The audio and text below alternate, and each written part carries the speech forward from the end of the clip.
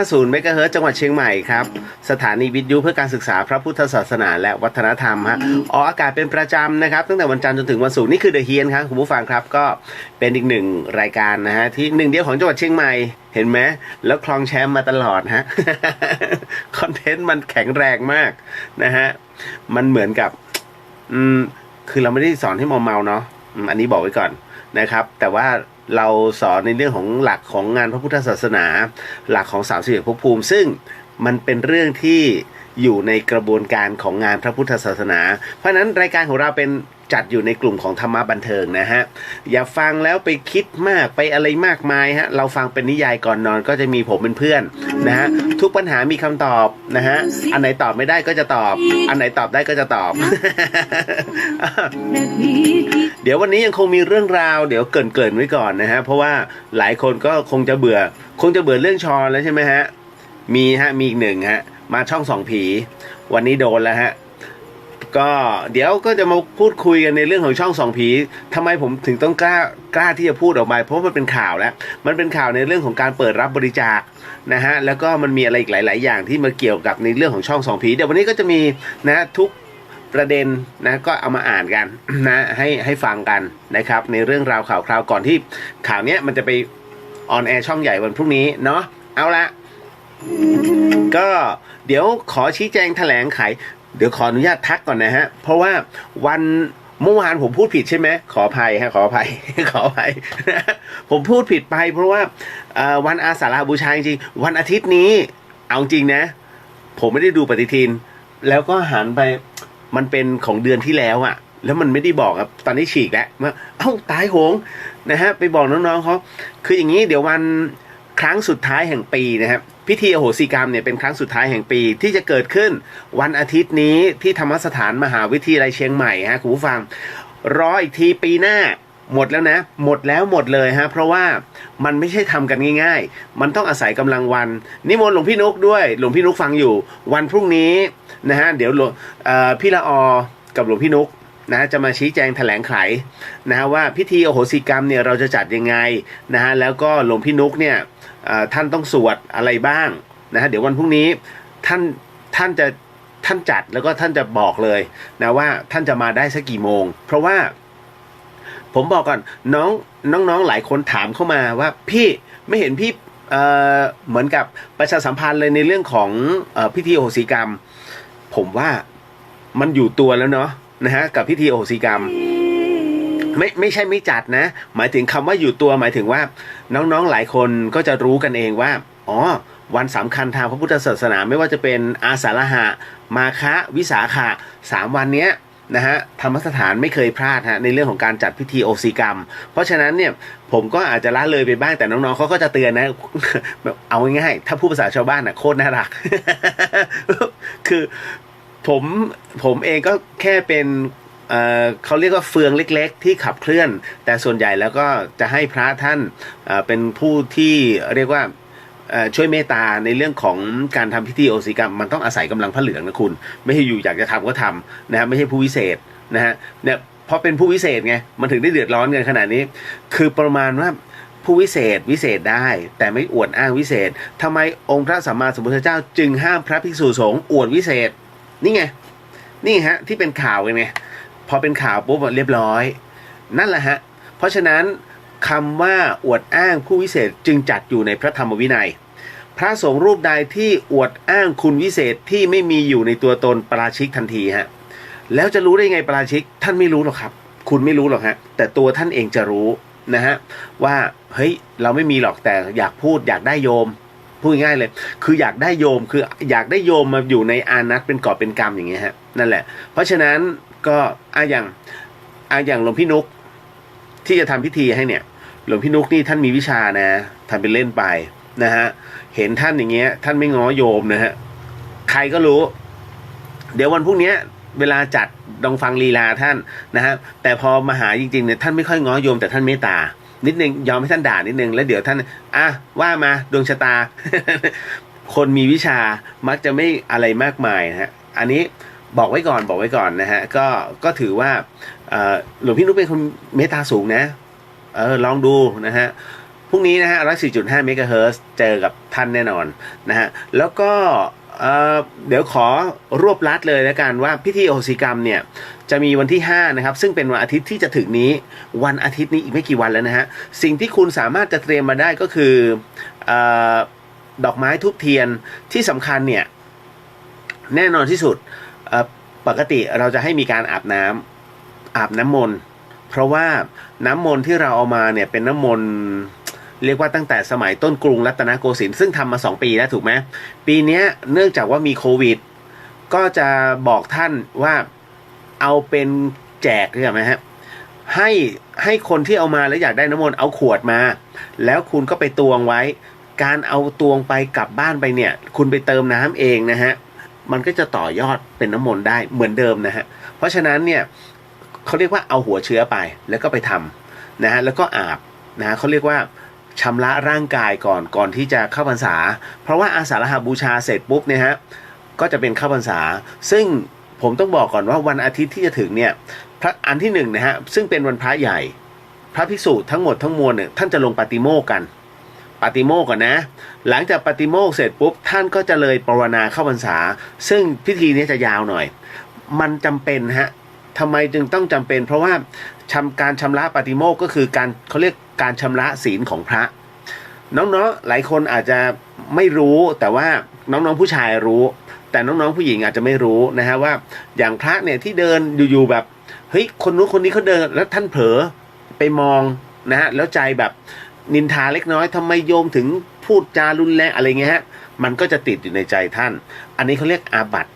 นะฮะท่านก็จะต้องปรงอาบัติณวันนั้นก่อนที่จะทำการปฏิโมกข์เพราะปรงอาบัติกับภิกษุสงฆ์ซึ่งพรรษาเยอะกว่ารับรู้แล้วฮะก็ให้ท่านก็บอกไม่เป็นไรงั้นเรามาเริ่มศีลกันใหม่นะท่านก็จะปรงเขาเรียกจับคู่ปรงอาบัติแล้วจากนั้นจึงเข้าปฏิโมกข์นะฮะเขาเรียกล้างทั้งหมดแล้วก็รับศีลใหม่นั่นแหละเขาถึงได้พยายามจะฝากพระเครื่องของเราเนี่ยนะฮะที่ห้อยคอเนี่ยฝากพระภิกษุเข้าปฏิโมกข์ด้วยเพราะว่าเขาเรียกเติมพลังศีลลงไปนะฮะ227 ข้อลงไปนะฮะและพลังของพระทั้งหมดทั้งมวลเนี่ยลงไปอีกนั่นแหละฮะถึงได้มีความผมถึงได้บอกว่าใครที่ไม่มั่นใจในพระเครื่องของตัวเองใครที่ไม่มั่นใจในพระพุทธรูปของตัวเองที่บ้านว่าเป็นพระใหม่นะเป็นพระปลอมหรือเปล่าวะจะทำยังไงให้ท่านมีพลังคุณเอาไปฝากหลวงพี่หลวงปู่หลวงตาข้างๆวัดข้างบ้านน่ะที่ใกล้คือท่านคะท่านจะลงปฏิโมกข์กันเนี่ยดิฉันขอฝากพระไปไว้ที่ฐานหน่อยหรือว่าเอาไปไว้ตรงในอุโบสถที่ท่านปฏิโมกข์กันพลังเยอะมากอารมณ์เดียวกันกับปลุกเสกเลยฮะนั่นคือการเติมพลังลงไปนี่อันนี้บอกทางลัดกระซิบเดี๋ยวพระเดือดร้อนพี่เลียวมึงซวยอีกแล้วนะพอถึงณตรงนี้เสร็จปุ๊บเนี่ยฮะพอปฏิโมกข์เสร็จปุ๊บคราวนี้ต้องภาวนาเข้าพรรษาเพราะท่านต้องบอกอาณาเขตกันก่อนพระที่ออกนอกอาณาเขตพุทธาวาสในช่วงของเข้าพรรษานี้ถือว่าขาดพรรษาผมอธิบายชัดเจนมากนะตรงนี้จบนะฮะเดี๋ยวแล้วครั้งต่อไปหลังจากวันที่5เสร็จปุ๊บเนี่ยเข้าพรรษาไม่เกี่ยวนะฮะไปอีกทีคือวันที่11คือวันเสาร์ถัดไปนู้นนะฮะ11นั้นป๋องมานะฮะก็ท่านใดที่อยากจะกระทบไหล่นะฮะพี่ป๋องนะฮะถ้าไม่เบื่อมันซะก่อนจากจอทีวีนะฮะก็มาที่วัดฝายหินผมจะไปรับป๋องเนี่ยประมาณป๋องบินมาถึงถ้าเครื่องบินไม่ตกมันถึงประมาณ10:30นะฮะ รักกันมากเพื่อนกู นะฮะบอกไว้ก่อนนะฮะคือจะมาถึงประมาณ10:30แล้วพี่เลียวจะไปรับแล้วก็จะทำพิธีก็คือพอมาถึงปุ๊บก็มอบลงศพนะให้กับมูลนิธิด้วยกันทั้งหมด5ที่นะฮะเพราะฉะนั้นเนี่ยก็พี่ป๋องจะอยู่ได้แค่ประมาณเที่ยงกว่าเขาดาราใหญ่เขาต้องรีบไปซึ่งไปกับผมพาไปกินข้าวนะแล้วแต่มันอยากไปไหนแล้วก็บินกลับเลยฮะตอนเย็นครับเพราะว่าอีกวันหนึ่งมีงานนะฮะอันนี้บอกไว้ก่อนถ้าน้องคนไหนที่เป็นเจ้าของร้านกาแฟสวยๆนะฮะอยากให้ไปช่วยอินบ็อกเข้ามา ผมเนี่ยไม่มีโปรแกรมพามันไปเที่ยวเพราะผมไม่ค่อยไปเที่ยวนะฮะก็เลยอยาก ให้น้องๆแนะนำแล้วผมก็จะพามันไป พาไปนั่งร้านน้องอยู่แป๊บหนึ่งนะฮะใครมีใครเปิดร้านแล้วนะเอาไปเดี๋ยวพาไปป๋องไปนะน้องมันให้ไป จบนะฮะบอกมาเดี๋ยวผมพาไปนะครับอันนี้บอกไว้ก่อนเดี๋ยวขอทักทายน้องๆก่อนเนาะนะฮะเพราะเข้ามาเยอะเหลือเกินแล้วผมไม่ได้ทักทายเลยนะฮะอันหวัดดีนะฮะน้องชายฮะไม่ได้เจอกันหลายครั้งนานมากเพราะมันไม่มีการถ่ายทำเลยโหเพลงแรกสุดยอดถูกต้องฮะไทยล็อกน้องแอนสวัสดีค่ะพี่เลียวสวัสดีค่ะนะฮะตามมาด้วยนรินสวัสดีครับพี่เลียวสวัสดีครับนะฮะคุณยุทธการสวัสดีครับพี่เลียวสวัสดีครับนะฮะแบงค์สวัสดีพี่เลียววันนี้ดูคึกคัก แบงค์รายงานตัวขอหล่อๆนะครับอยู่เวรดึกแบงค์ทำงานอะไร แบงค์ทำงานอะไร นะฮะโอ้โหคิคาปูนะฮะอันนี้อ่านว่าจอยฮะคือไม่คือผมอะเมื่อก่อนผมเป็นคนที่ชอบกินเครื่องดื่มเขาเรียกว่าคิคาปูฮะแล้วมันจะมีสโลแกนว่าคิคาปูจอยจู้ จริงนะน้ำมันคล้ายๆมัลเทนดิวเมื่อก่อนเนี้ยหอมเหลืองๆเนี่ยวันอาสามีพิธีโอศิกรรมไหมครับเมื่อกี้พี่เรียวบอกไปแล้วเนาะนะฮะเพราะฉะนั้นก็สามารถอยู่นะฮะต่อมาโอ้นวลรอบอกว่าหมาล่าร้านพี่ เดี๋ยวคือพี่อ่ะเปิดร้านอ่ะค่ำนะฮะพี่อ่ะลูกค้าพี่คือน้องๆมชนะฮะคือหมาล่าร้านลุงแป๊วกับพี่ละออนี่เขาถูกลุมเงินตลอดไม่ได้เปิดกลางวันนะหมดสิทธิ์นะจ๊ะเอาไปทำบนวัดเลยฮะเปิดนะฮะเดี๋ยวให้ป๋องกินนะฮะพงธนาสวัสดีครับพี่เลียวสวัสดีจ้านะฮะอันนี้กายสวัสดีครับนะฮะมิตรชัยสวัสดีครับดูในเน็ตแวบฟังทางวิทยุปิดไฟเปิดหน้าต่างมันได้ฟิลครับโอ้โหสร้างบรรยากาศสุดยอด โอ้แต่ละคนแฟนรายการฉัน โอ้จินตนาการสุดเลยคิดกระปูว่า2 ปีแล้วครับไม่ได้มาร่วมพิธีมีโอกาสเข้ามานะฮะไม่ได้จำกัดคนแต่ว่าผมก็ต้องเตรียมพื้นที่ไว้2 จุดเพราะว่ามันเป็นช่วงฤดูฝนพิธีโอศิกรรมนะฮะสถานที่หลักใหญ่ๆเลยก็คือบริเวณใต้ต้นโพ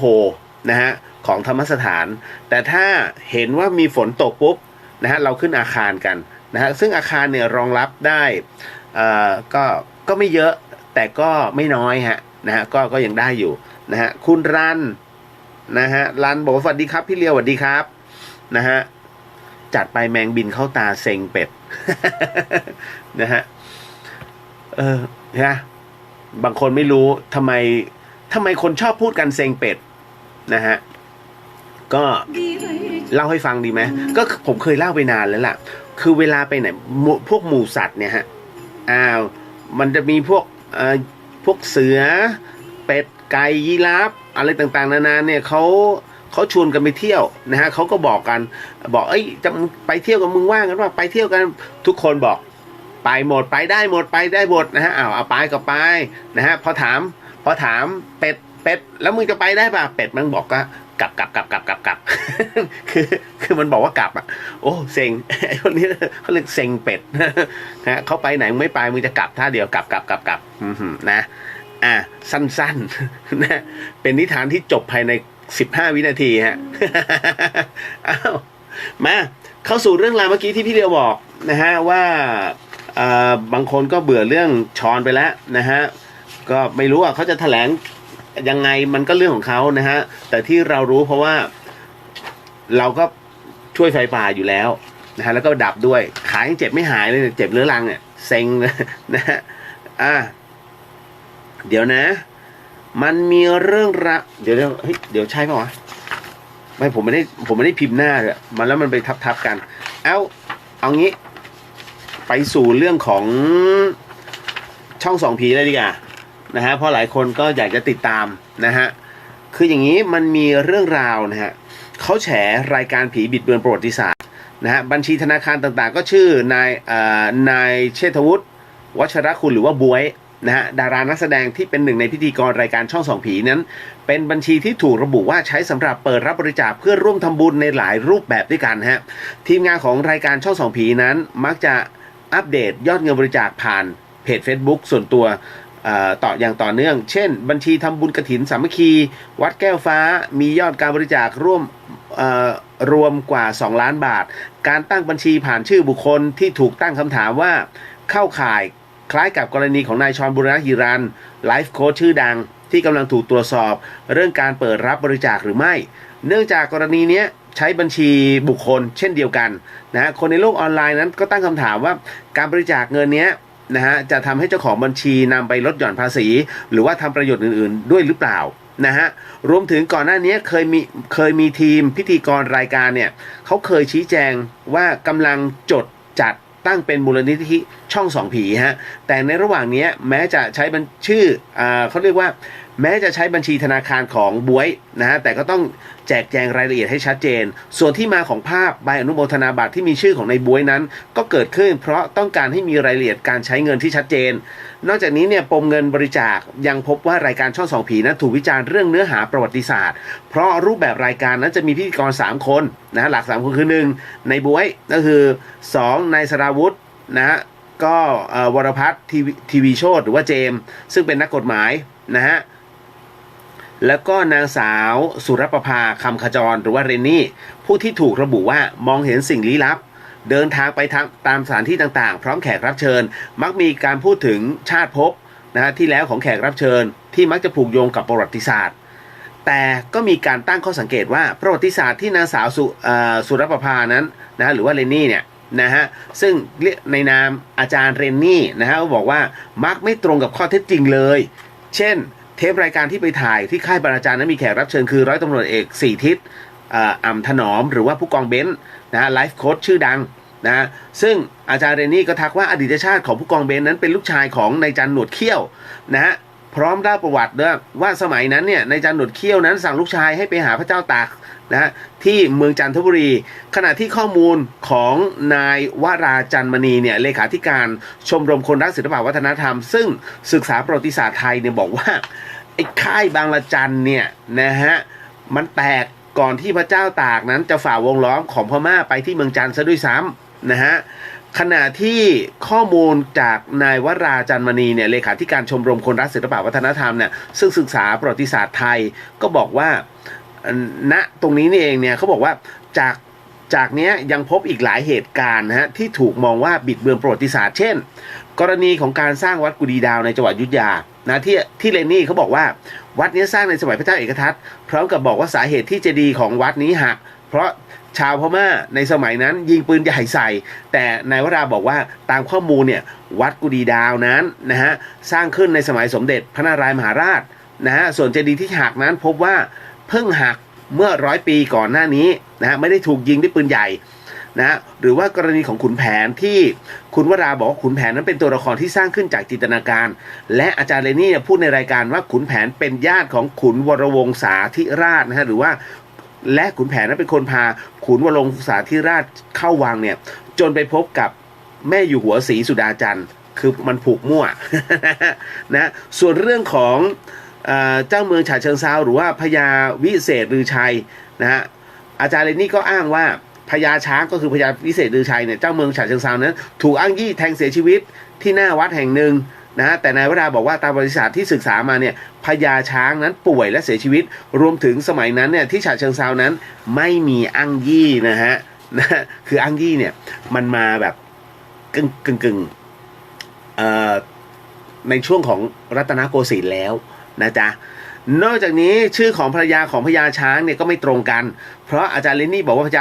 ภรรยาของพญาช้างชื่อนางอุ่นแต่นายวราบอกว่าตามประวัติศาสตร์ศึกษาภรรยาของพญาช้างชื่อว่านางมีนายวราย้ำว่าการให้ข้อมูลของรายการดังกล่าวไม่ตรงกับข้อเท็จจริงเลยเมื่อดูเนื้อหารายการก็มีความเชื่อมโยง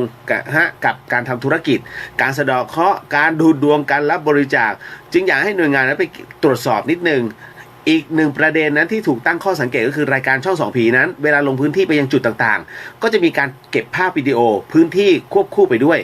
ในภาพก็จะมีเส้นสีต่างๆที่ลักษณะคล้ายตัวคนและอาจารย์เรนนี่มักจะบอกว่าจุดดังกล่าวนั้นมีวิญญาณนั่งอยู่ตรงนี้นี่เองเนี่ยอาจารย์เจษฎาเด่นดวงบริพันธ์ นะฮะอาจารย์ประจำวิชาชีววิทยาของคณะวิทย์จุฬาเนี่ยให้ข้อมูลว่าภาพดังกล่าวนั้นเป็นภาพจากโปรแกรมmotion capture นะฮะซึ่งเป็นโปรแกรมตรวจจับการเคลื่อนไหวหากเห็นว่าวัตถุต่างๆมีรูปทรงคล้ายกับคนโปรแกรมก็จะขึ้นรูปลักษณะตัวคนขึ้นมาอาจารย์เจษฎายังย้ำว่าโปรแกรมดังกล่าวนั้นมีมานานแล้วปัจจุบันพัฒนาไปมากการตรวจจับวัตถุที่ไม่ใช่คนก็จะเริ่มไม่ตรวจจับแล้วนะแต่รายการที่เกี่ยวกับสิ่งลี้ลับเนี่ยมักจะเลือกใช้รุ่นเก่าเพื่อให้คล้ายกับว่ามีสิ่งเร้นลับนะฮะลี้ลับเนี่ยอยู่ในบริเวณดังกล่าวนะฮะซึ่งตรงนี้อาจารย์ไม่ฟันธงนะฮะว่ามันจริงไม่จริงนะฮะแต่ว่ามันเป็นเรื่องของการจับนะฮะจับความเคลื่อนไหวนะฮะพอมาถึงตรงนี้ปุ๊บเอาละทัวร์ลงฮะแมมโพดำมาเลยฮะแมมโพดำมาพูดถึงนะฮะไล่เรียงเลยฮะไล่เรียง4ข้อพิรุธของช่องส่องผีชี้รายได้เนี่ยเป็น100 ล้านฮะแมมโพดำเขาเปิดศึกเลยเต็มรูปแบบกับช่องส่องผีลั่นถ้าทำให้คนตาสว่างได้100 คนเนี่ย1,000 คนก็คุ้มค่าแล้วนะจากกรณี2เพจดังแมมโพดำแล้วก็เพจแอนตี้นะฮะซึ่งสื่อรายการโทรทัศน์ที่บิดเบือนนะฮะบอกเลยฮะสื่อรายการโทรทัศน์ที่บิดเบือนประวัติศาสตร์ชาติออกมาตั้งข้อสังเกตถึงการเปิดรับบริจาคของรายการผีชื่อดังคือช่องส่องผีที่มีการใช้บัญชีส่วนตัวรับบริจาคแล้วก็ออกใบอนุโมทนาบัตรเป็นชื่อตัวเองล่าสุดนั้นก็คือวันนี้1 กรกฎาคมนะเพจ Facebook แมมโพดามนั้นได้ออกมาเรียกให้คนขึ้นรถทัวร์ คือเรียกประมาณมาทัวร์ลงรายการนี้มั่งนะฮะหลังจากประกาศเปิดศึกกับรายการช่องส่องผีเนี่ยประเด็นการแอบอ้างว่าติดต่อบุรพกษัตริย์ได้นะฮะเปิดรับบริจาคเงิน10 ล้านเข้าบัญชีส่วนตนนะฮะหลายต่อหลายครั้งและขายเหรียญปลุกเสกที่ไม่มีพลังพุทธเวทใดๆนะฮะทุน 3-5 บาทที่มีเหยื่อหลงเชื่อหลักแสนคนรวมรายได้เป็น100 ล้านนะฮะก็ที่ผมบอกอะนะฮะว่าไปเอาเมดูซ่ามาเป็นเครื่องรางนะโอ้ยโชว์กันเต็มเลยหน้าเฟซเนี่ยศักดิ์สิทธิ์นะเป็นที่ระลึกทางจะเอาไปเลยฮะเมดูซ่ามันอสุรกายเอาเลยฮะนะฮะก่อนหน้านี้แหม่มโพธิ์ดำเนี่ยยังได้ออกมาเผยนะฮะว่า5 ข้อสงสัยและพิรุธของรายการนั้นนะรวมถึงประเด็นการเปิดรับบริจาคนั้นรวมถึงการบุกรุกโบราณสถานสร้างความเดือดร้อนให้กับวัดดังนี้ 1. เรนนี่พิธีกรหลักผู้รู้ทุกอย่างเว้นเรื่องจริง โอ้โหแหม่มโพธิ์ดำมันล้าวรานมากนะฮะนะฮะผู้รู้ทุกอย่างเว้นเรื่องจริงแอบอ้างเคยประสบอุบัติเหตุคอหักแขนหักขาหักตายไปแล้วฟื้นมาได้เลยเห็นผีสามารถติดต่อกับบุรพกษัตริย์หลากหลายพระองค์เวลามีงานบวงสรวงทีแอบอ้างว่าในหลวงรัชกาลที่ 9ก็มาให้ศีลให้พรแล้วก็ยังมีพระเจ้าตากร3สุนทรภู่นะสร้างตนเองเป็นเทวดาบิดเบือนประวัติศาสตร์สร้างความเชื่อพิสดารนะฮะจนประชาชนนั้นนำของประหลาดไปบูชาที่วัดหรือว่าโบราณสถานนะฮะจนหลายแห่งนั้นเดือดร้อนนะฮะหลอกขายเครื่องปลุกเสกบูชาผี 2. ให้คนบูชากอก้อนที่1ในนั้นก็คือเมดูซ่านะอสุรกายที่เกลียดมนุษย์ต้องการทำลายทุกคนให้สิ้นซากเป็นเหมือนผีปีศาจแห่งการทำลายล้างตัวเองยังเอาตัวไม่รอดนะฮะถูกเพอร์ซิอุสฆ่าตัดหัวจะเอามาบูชาอะไรนะฮะปากบอกเป็นพุทธศาสนิกชนแต่ตัวเองบูชาผีหลอกขายเหรียญผีให้คนที่เอาบูชานั้นเรียกว่าเอาไปบูชาในราคาแพงนะฮะอันที่3นะฮะพอคนหลงชื่นชมก็เปิดรับบัญชีเรียกว่าเปิดรับบัญชีบริจาคอ้างมหาบุญระหว่างเรียรายนั้นเคยไปขออนุญาตให้ถูกต้องไหมนะฮะแล้วถ้าอยากช่วยวัดทำไมไม่โอนเข้าวัดเลยล่ะนะจะช่วยโควิด -19 ทำไมไม่โอนเข้าโรงพยาบาลโดยตรงเลยล่ะทำไมต้องให้บ๊วยเปิดบัญชีหลายบัญชีและให้ประชาชนโอนหานะฮะแบบนี้เข้าข่ายฟอกเงินไหมนะฮะสเตทเมนต์เนี่ยก็ไม่กลางนะฮะเงินเข้าเท่าไหร่ไม่รู้จบเรื่องนี้เปิดเรื่องใหม่เอาเงินบริจาคชาวบ้านมาแต่ใส่ชื่อใบอนุโมทนาชื่อตัวเองล่าสุดจะไปเปิดมูลนิธิช่องส่องผีทีนี้ตรวจยากขึ้นไปอีกมูลนิธิบูชาผีเนี่ยแต่รับเงินไปช่วยวัดมันย้อนแย้งหรือเปล่านะฮะเข้าข่ายหลอกประชาชนไหมกรมศาสนาวานตรวจสอบข้อ4ฮะนะฮะอันนี้เป็นเรื่องราวของแหม่มโพธิ์ดำนะเขาเปิดข้อ4แหม่มโพธิ์ดำบอกว่าเจ้าหน้าที่หน่วยงานหนึ่งเข้าแจ้งความรายการเพราะว่าถูกรายการช่องส่องผีนั้นกล่าวหาว่าพ่อเขาตายเพราะโกงเงินขออภัย ข้อพ่อเขาตายเพราะโกงกินกลายเป็นวิญญาณเปรตก็คือคิดจะพูดอะไรก็พูดใส่ร้ายแม้กระทั่งคนตายส่วนตัวนั้นอยากให้เรนนี่นั้นไปตรวจสุขภาพจิตเพราะดูอาการนั้นไม่ปกติแต่บ๊วยเชษฐวุฒินั้นรู้ทั้งรู้กลับเอาคนแบบนี้มาตั้งช่องนะฮะหลอกลวงประชาชนนะฮะ5ใครท้วงติงรายการมึงฟ้องหมดนะฮะคนแบบมึงต้องเจอคนแบบกู อันนี้แหม่มโพธิ์ดำบอกนะฮะคือเขาบอกมาว่าใครท้วงติงรายการมึงฟ้องหมดคนแบบมึงต้องเจอคนแบบกูจะขุดให้ถึงแก่นโลกเลยตอนนี้ร่วมกับเพจแอนตี้สื่อรายการโทรทัศน์ที่บิดเบือนประวัติศาสตร์ชาติเรียบร้อยสมาชิกกลุ่มเขาก็เจอขู่ฟ้องหลายรายกูจะช่วยเขาขยี้มึงเอง นะแหม่มโพธิ์ดำ แหม่มโพธิ์ดำยังไม่จบฮะพอมาถึงตรงนี้บ๊วยฮะพอมาถึงตรงนี้บ๊วยเขาก็เลยออกมาบ้างนะฮะก็บ๊วยเชษฐวุฒิเขาก็ไปยืนยันความบริสุทธิ์หลังโดนแฉระดมเงินบริจาคเข้าบัญชีตัวเองคือจากกรณีของเพจแหม่มโพธิ์ดำนั้นได้ออกมาแฉนะฮะรายการช่องส่องผีที่มีบ๊วยเชษฐวุฒินะฮะวัชรคุณอาจารย์เรนนี่สุรประภาคำขจรแล้วก็เจมส์สราวุธวรพัฒน์ทีวีโชตนักวิชาการเดินเรือนักกฎหมายเป็นพิธีกรว่าเป็นรายการที่หลอกลวงประชาชนนั้นซึ่งเพจดังกล่าวได้บอกว่าเรื่องนี้ใหญ่กว่าประเด็นดราม่าของชรบุรณหิรันอีกเพราะให้คนโอนเงินเข้าบัญชีส่วนตัวของบ๊วยเชษฐวุฒินะฮะและ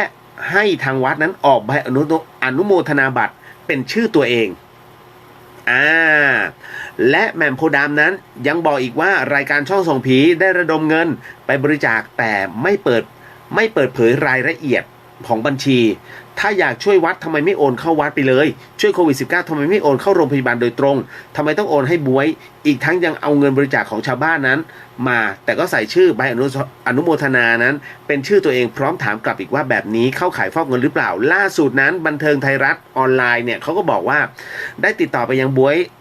เชษฐวุฒินะฮะซึ่งเจ้าตัวยืนยันความบริสุทธิ์ใจและก็จะขอพูดทุกอย่างพร้อมกันทีเดียวในวันจันทร์ที่6 กรกฎาคมนี้ที่วัดสะเกษฮะหลังจากทำบุญเสร็จเรียบร้อยเพื่อให้ทุกคนนั้นได้เห็นว่าการทำงานของช่องส่องผีเป็นยังไงพร้อมกับจะชี้แจงหลักฐานทุกอย่างเกี่ยวกับเงินทั้งหมดที่ได้รับบริจาคมานะฮะอันนี้ก็บอกเอาไว้นะฮะเพราะว่าเรื่องราวแบบนี้แต่จริงๆนะในส่วนตัวนะฮะโดยส่วนตัวผมบอกเลยว่าเรนนี่เห็นผีจริงไม่รู้ว่าเขาประสบอุบัติเหตุหรอกแต่ผมรู้ว่าเขาเห็นเพราะว่าทุกครั้งผมบอกแล้วว่าผมเป็นคนก็เราก็พูดตรงๆกันเราก็เห็นแต่ว่าเราไม่ได้เห็นเหมือนเขานะฮะเขาอาจจะเก่งกว่านะฮะเราก็ต้องยอมรับถูกไหมแต่อันนึงที่ผมอยากแนะเรนนี่ไม่ให้ทำนะฮะคือปลุกเสกคือตั้งบวงสรวงเพราะว่าคาถาที่เรนนี่ใช้ท่องผิดหมดเลย ผิดหมดเลยอายแทนนะฮะแล้วก็ยังมาบอกว่าอันนี้จบนักธรรมเอกไม่เกี่ยวกับมนต์คาถานะฮะแล้วบอกว่าเนี่ยถูกต้องที่สุดแล้วโอ้ทั้งนั้นตายแล้วฮะพระภิกษุที่สวดกันทั้งโลกคงจะผิดนะเรนนี่ถูกคนเดียวนะจ๊ะอันนี้ก็แล้วแต่นะฮะไม่ขยี้แล้วพอแล้ว นะฮะเนี่ยฮะทัวร์ลงช่องส่องผี โอ้ยคือจริงๆนะเรื่องราวของประวัติศาสตร์เนี่ยมันต้องศึกษาก่อนที่จะไปพูดอะไรขึ้นมาเพราะว่าด้วยหลักการและรายละเอียดมันเนี่ยมันมีความอ่อนไหวสูงมากคุณผู้ฟังนะอย่างสมมุตินะฮะสมมุติว่าเราอยู่ที่เชียงใหม่ถูกไหมแล้วเราไปวัดพระธาตุดอยสุเทพเนี่ยแล้วอยู่ๆมีคนมาบอกว่าเนี่ยเชื่อไหมว่าวัดพระธาตุดอยสุเทพกับวัดสวนดอกจริงๆแล้วไม่ได้เกี่ยวข้องกันมันไม่ใช่ไงถูกไหมเพราะว่าเรารู้ประวัติศาสตร์อยู่แล้วว่าวัดพระธาตุดอยสุเทพกับวัดสวนดอกเนี่ยเกี่ยวพันกันแน่นอนเพราะว่านะฮะก็คือช้างเนี่ยฮะพระเจ้ากือนาใช่ไหมนะฮะท่านนำเอาพระบรมสารีริกธาตุส่วนหนึ่งนะฮะมาที่จากวัดสวนดอกนะฮะครึ่งหนึ่งวัดสวนดอกและอีกครึ่งหนึ่งเนี่ยฮะเสด็จไปเรื่อยๆถ้าช้างไปหยุดตรงไหนนะฮะก็จะสร้างวัดที่นั่นสุดท้ายช้างไปเดินวน3 รอบบนดอยสุเทพปัจจุบันนี้ฮะ3 รอบแล้วก็ขาดใจตายท่านก็เลยสร้างวัดพระธาตุดอยสุเทพตรงนั้นขึ้นมาโดยบรรจุองค์พระบรมสารีริกธาตุลงไปเนี่ยฮะถูกไหมแต่ถ้าใครคนใดคนหนึ่งมาขัดแย้งเนี่ย เรารู้อยู่แล้วประวัติมันเป็นยังไงถูกปะมันก็รู้สึกไม่สบายใจนี่แหละนั่นก็คือเรื่องราวที่มันเกิดขึ้นนั่นแหละผมถึงได้บอกว่าเฮ้ยมันหมิ่นเหม่มากคือประวัติเห็นก็คือส่วนเห็นบอกก็คือส่วนบอกนะผมบอกแล้วว่าศาสตร์อย่างพวกเราเนี่ยนะฮะเรื่องจิตวิญญาณเรื่องการดูหมอเรื่องทำพิธีบวงสรวงเรื่องของการอะไรก็แล้วแต่มันไม่ได้จบแค่คนคนเดียวนะฮะคุณทุกข์ใจนะฮะหรือว่าคุณอยากจะแบบเฮ้ยจะขึ้นศาลใหม่ตั้งศาลใหม่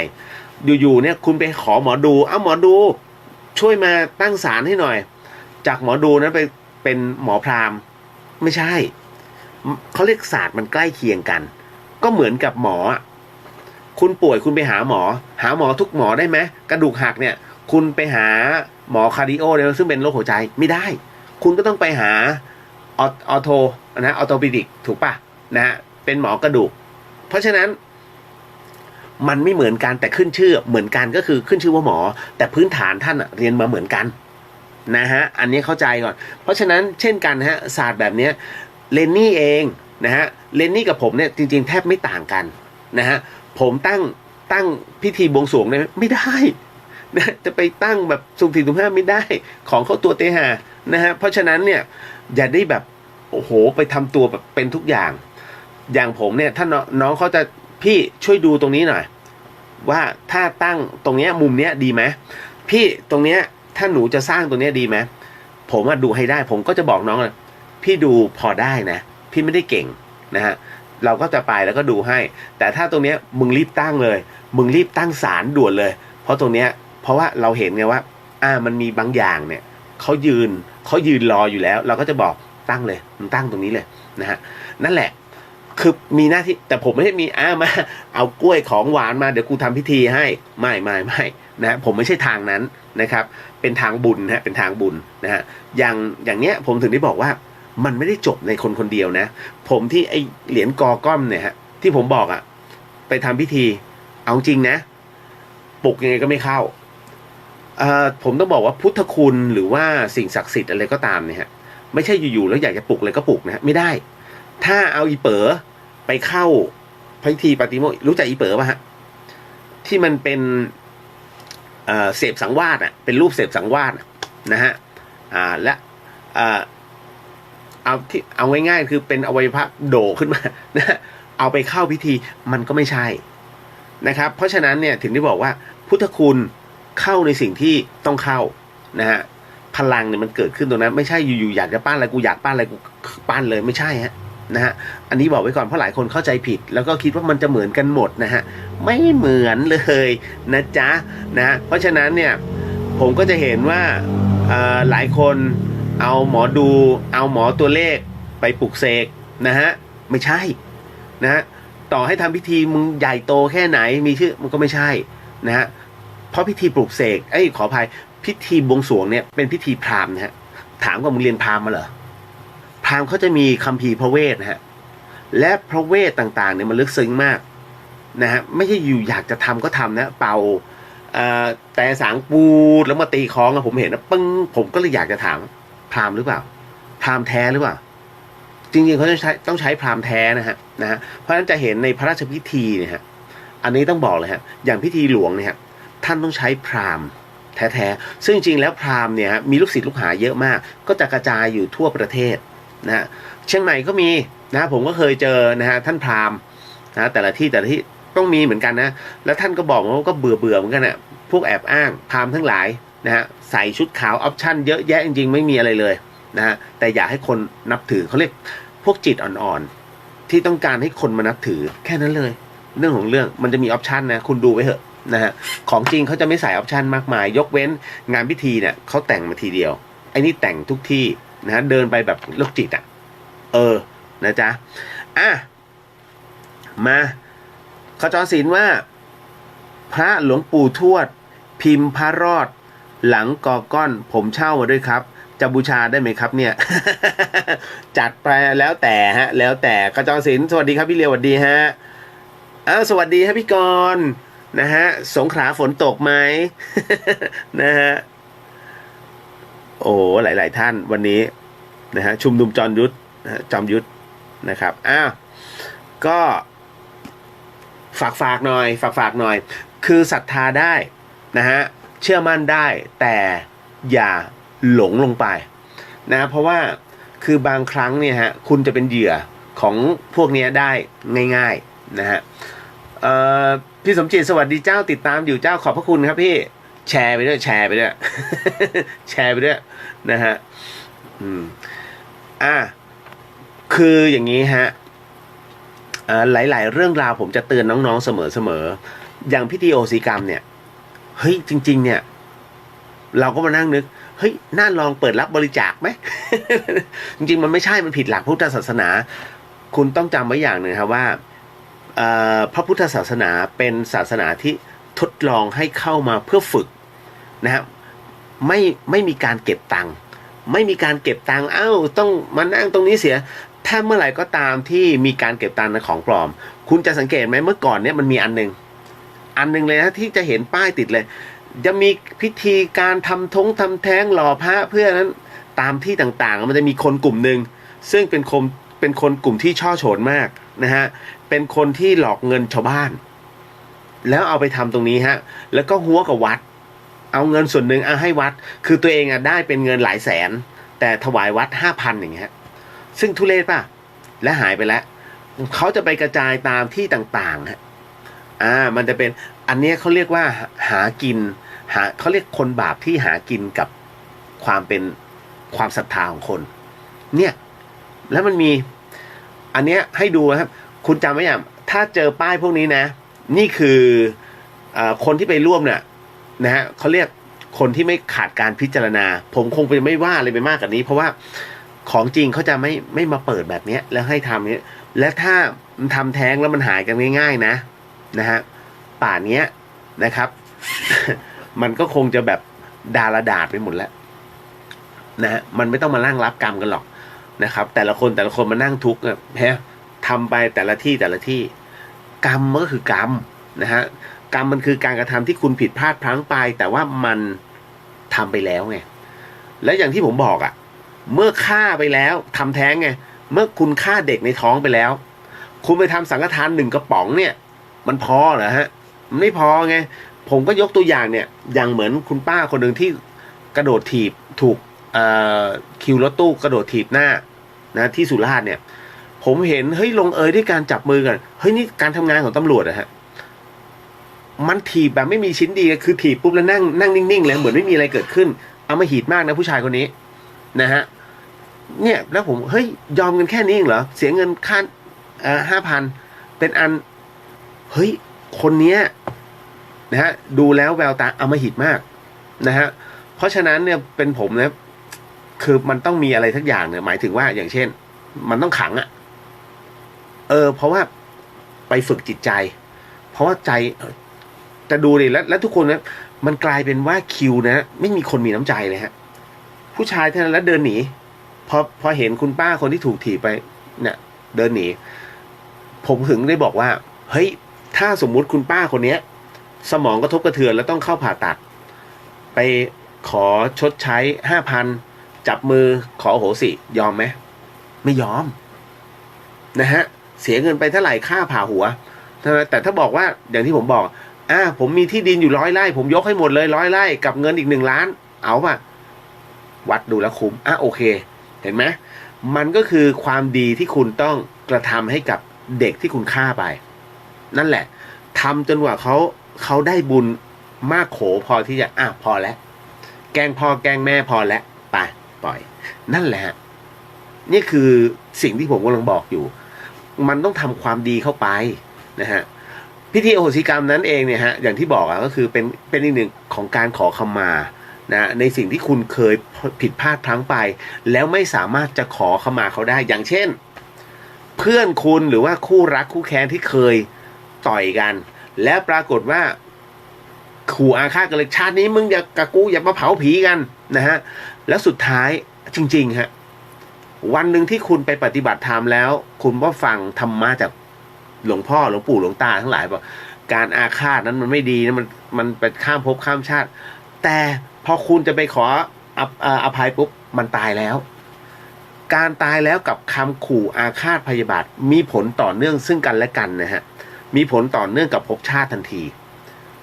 ซวยและกูทำไงล่ะอยากจะอภัยให้มันเพราะฉะนั้นมันตายแล้วอะแล้วเราจะขออภัยมันยังไงเพราะฉะนั้นนี่ฮะผมถึงได้บอกว่าพิธีโหสิกรรมเนี่ยจึงจำเป็นต้องอาศัยผ้าเหลืองเลยแน่นอนที่สุดฮะถ้าคุณต้องการทำบุญให้คนตายคุณไปหาใครนะฮะคุณไปหาหมอเหรอหรือคุณจะไปหาใครนะฮะหาแม่ค้าส้มตำเหรอฮะนะไม่ได้ถ้าพูดถึงผีต้องพูดถึงพระกับผีคู่กันนะฮะเพราะอะไรก็เพราะว่าพระนั้นเป็นผู้นำฝ่ายจิตวิญญาณซึ่งเรายอมรับกันเองแต่จริงแล้วพระท่านมีหน้าที่แค่เผยแพร่พระพุทธศาสนาแต่ท่านมีศีลเนี่ยเป็นเครื่องป้องกันตนเองไม่ให้ประพฤติออกไปเพราะฉะนั้นเนี่ยในเมื่อเราเนี่ยศีลด้อยกว่าเราจึงมองเห็นคนที่มีศีลมากกว่านั้นเป็นที่พึ่งเพราะนั่นแหละเพราะฉะนั้นในเมื่อทำไมต้องเป็นที่พึ่งเพราะเขากระทำความดีได้มากกว่าเราถูกไหมฮะเพราะศีลมันคือข้อห้ามดังนั้นของต่างๆเนี่ยเราจึงนำถวายท่านช่วยโมทนาหน่อยนะฮะเพื่อส่งให้กับวิญญาณผู้ล่วงลับพระท่านก็ต้องส่งให้ถูกไหมเหมือนกันฮะพิธีอโหสิกรรมเนี่ยมันจึงมาถึงตรงนี้ฮะมันมาถึงจุดตรงที่ว่าเมื่อคุณติดต่อกับวิญญาณเองไม่ได้หรือจะไปหาเลนนี่นะฮะเมื่อคุณติดต่อกับวิญญาณเองไม่ได้คุณต้องอาศัยพระนะฮะแล้วพระเองถามว่าพูดคุยกับผีได้ไหมถ้าพูดคุยไอ้นี่เขามาขอนะแล้วชี้นู้นชี้นี้ชี้อากาศเขาเรียกพระบ้า นะฮะไม่มีใครก็ทำกันนะครับเพราะฉะนั้นเนี่ยท่านเนี่ยก็รับทราบแล้วก็ท่านก็จะให้โมทนาโดยการกรวดน้ำนะท่านก็จะสวดให้ส่งพลังก็คือพลังแห่งความดีพลังสมาธินะที่ท่านปฏิบัติมาณวันนั้นด้วยกำลังของพระพุทธเจ้าด้วยนะครับดังนั้นเนี่ยพิธีโอสิกรรมนั้นจึงต้องอาศัยกำลังวันตรงนั้นแล้วจุดตรงเนี้ยอานิสงส์ผลบุญมันจึงส่งผลนะฮะไปถึงกับคนที่เคยอาฆาตคุณแล้วคุณอยากจะขออโหสิให้เขานี่ไงฮะนั่นแหละนั่นคือจุดที่ผมถึงต้องบอกว่านี่แหละประโยชน์ของพิธีโอสิกรรมนะฮะเก็ตนะดังนั้นเนี่ยมันจะเกิดขึ้นในวันที่5เป็นครั้งถูกต้องวันอาทิตย์ที่5นี้เป็นครั้งสุดท้ายของปีเพราะ1 ปีหนึ่งปีเนี่ยเราทำแค่3 ครั้งนะฮะไม่ทำฟุ้งเฟ้อฮะ แล้วทำแบบไม่ง้อคนด้วย นะฮะเพราะว่ายิ่งเยอะพระยิ่งเหนื่อยแต่ละคนมาเนี่ยมันแบกเอาทั้งกรรมมันแบกเอาทั้งสิ่งต่างๆมานะฮะเข้ามาในเขตพุทธาวาสดังนั้นท่านก็ต้องดึงทั้งหมดทั้งมวลออกไปนะฮะแล้วก็ส่งไปก็ไม่แน่ใจว่าหลวงพี่ภาสกรจะมาด้วยหรือเปล่าถ้าท่านปวารณาเข้าพรรษาที่นี่ก็มานะครับแต่ยังไงเนี่ยหลวงพี่นุ๊กน่ะแน่นอนที่สุดแล้วตอนนี้จะเจอท่านต้องต่อคิวนะ โอ้เดี๋ยวนี้คิวหอมนะเนื้อหอมและคิวยาวมากนะนาเดียสวัสดีค่ะพี่เลียวสวัสดีค่ะนะครับสิ่งที่ท่านต้องเตรียมพี่กรณ์บอกว่าตกบ้างที่สงขลานะฮะจะบอกว่าอย่างนี้ฮะสิ่งที่คุณต้องเตรียมมาไม่ได้อะไรมากมายดอกไม้ทูบเทียนแต่ถ้าไม่มีจริงๆนะครับทางเนี้ยก็จะเตรียมให้ก็พวกป้าเนี่ยนะฮะทั้งหลายก็จะทำเขาเรียกกรวยดอกกระสวยดอกไม้นะฮะใส่กลวยไว้ให้นะครับตรงนั้นก็ทำบุญไปก็แล้วแต่ไม่ได้บอกมาให้เสียเงินถ้าเตรียมมาก็ไม่ต้องเสียแต่ถ้าไม่เตรียมมาก็นิดนึงแล้วกันเขาอุตส่าห์ไปสั่งดอกไม้ไปเสียเวลามาทำก็โมทนาไปเพราะว่าปัจจัยเขาก็ไม่ได้เอาไปไหนเขาก็มาทำบุญนะตรงนี้ต่อนะฮะโอ้โหไม่ใช่เป็นล้านนะ10 บาท20 บาทจะได้สักเท่าไหร่เชียวนะฮะเรียกแทบตายเนี่ยผมพูดแทบตายใช่ไหมได้เต็มที่ประมาณ600 กว่าบาทแต่ว่ามันเป็นความสุขไงนะที่แบบอำนวยความสะดวกให้ญาติโยมแต่ละคนแกมีความสุขก็เขาเรียกนางฟ้อ้าวเดี๋ยววันนี้ยังคงมีคำถามอย่างต่อเนื่องนะฮะที่จริงๆมันมีข่าวด้วยเข้ามาแต่ว่าไม่เป็นไรฮะเพราะว่าในส่วนของช่องส่องผีต่อไปแล้วจบไปแล้วนะจ๊ะนะฮะ เอาละใครเป็นแฟนช่องส่องผีบ้างอย่าว่าคุณเลยผมก็ดูนะฮะผมเองก็ยังชอบเลยเครื่องอันนั้นไอ้โกดฮันเตอร์เลยนะอันนั้นฮะพี่เราชอบนะฮะแต่ว่าแหมมันเยอะมันแพงเกิน เราก็อยากได้นะแต่แมว เก็บตังค์ไว้กินข้าวเลยยุคโควิดเนี่ยนะฮะมา เข้าสู่ช่วงของเรื่องราวหลอนๆประจำค่ำคืนนี้ดีกว่าผู้ฟังฮะแล้วเดี๋ยวไปพบกับในเรื่องของคำถามที่น้องถามมาเพราะวันนี้ถามกันก็เยอะเหมือนกันนะฮะมีทั้งถามเรื่องนรกสวรรค์มีทั้งในเรื่องของจะทำงานทวงหนี้นะอีกอันนึงไปเจอจะขอแม่ไปอยู่ด้วยแต่คนที่ขอไม่ใช่คนแล้วแม่ตอนที่เขาจะขอคือแม่ป่วยอยู่ที่โรงพยาบาลเดี๋ยวก็มาฟังรายละเอียดแล้วกันนะฮะอันนี้บอกว่าทำไมเหมือนกับจริงใจให้เพื่อนเรามีใจให้เพื่อนแต่เพื่อนไม่มีใจให้เรามันเป็นเพราะอะไรความจริงใจอะไรประมาณนี้นะฮะเขาเสียความรู้สึกอีกคนนึงก็ใส่บาตรพระเรียกว่ารู้ว่าพระนั้นอาจจะประพฤติไม่ดีนะฮะเราจะทำบุญแล้วได้บุญไหมอะไรประมาณนี้ฮะน้องอีกคนนึงก็บอกว่าทำไมคนจึงกระโดดน้ำตายนะฮะทำไมไอ้นี่กล้าถามผมก็ไม่เคยคิดมาก่อนคุณพอจะมีคำตอบไหมฮะทำไมคนไปกระโดดน้ำตายทั้งที่เป็นแชมป์ว่ายน้ำแล้วมันตายด้วย เฮ้ยน่าคิดเดี๋ยวมีคำตอบฮะเดี๋ยวมีคำตอบเอาละมาเข้าสู่เรื่องราวหลอนๆก่อนแล้วเดี๋ยวไปเข้าในส่วนของตอบคำถามกันนะฮะมาเข้าสู่เรื่องราวเรื่องแรกประจำค่ำคืนนี้ฮะนี่คือ The Hien ทาง FM 104.50 เมกะเฮิรตซ์จังหวัดเชียงใหม่หรือว่าคุณสามารถติดตามในช่อง YouTube นะฮะวัดฝายหินเชียงใหม่ได้ครับนี่คือ The Hien ครับพักหนึ่งเพลงนะ